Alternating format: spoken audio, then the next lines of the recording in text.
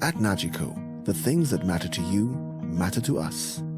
Like knowing you're covered when your house gets flooded, getting your settlements quickly and fairly when a fire hits your home, and making sure your business can keep going even after an accident happens on site.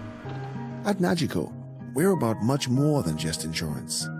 We're about the big things and the small things that mean everything. The government has announced a new investment option under the Citizenship by Investment Program, the Sustainable Growth Fund, which comes on the heels of the expiring Hurricane Relief Fund. Prime Minister Dr. Timothy Harris made this disclosure in a statement on Wednesday. A new fund to be called the Sustainable Growth Fund will be launched. The new fund will invest in sustainable areas, benefiting every citizen and resident of St. Kitts and Nevis. For example, healthcare, education, alternative energy, heritage, infrastructure, tourism and culture, climate change and resilience, and the promotion of indigenous entrepreneurship. The Sustainable Growth Fund for a single applicant will require a contribution of US $150,000 inclusive of government fees. The contribution for a family of up to 4 will be US $195,000 following incremental steps. We think that this is an attractive and sustainable option. Prime Minister Harris also announced plans for the introduction of a revised real estate offering under the CBI program.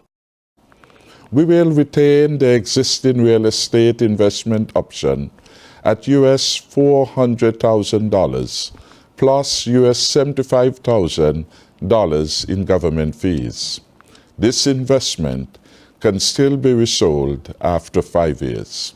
However, in order to attract luxury resort developments, there is now being proposed another option where real estate offering that requires a US $400,000 investment may attract 2 applicants at US $200,000 each, plus government fees.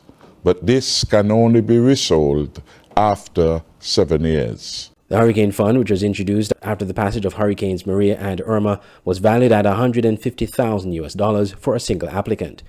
While the Prime Minister said the fund was successful and yielded more than they anticipated, he did not disclose how much it raised. The opposition was very critical of the introduction of this fund, claiming it would have adverse effects on the CBI program of Dominica in the wake of the devastation of that island by Hurricane Maria. Meanwhile, the Prime Minister stressed that the country's Citizenship by Investment program will continue to employ the strictest vetting procedures. We will maintain our very high standards of integrity, rigor, and robust due diligence. The due diligence standards of St. Kitts and Nevis are ranked among the highest in the world. St. Kitts and Nevis not only has the oldest Citizenship by Investment program in the world, but the most highly regarded. Prime Minister Harris said that these impending changes to the CBI program came about following an exhaustive consultative process between the federal government, developers, and other stakeholders on the way forward for the citizenship program. Andre Huey, SKN Newsline.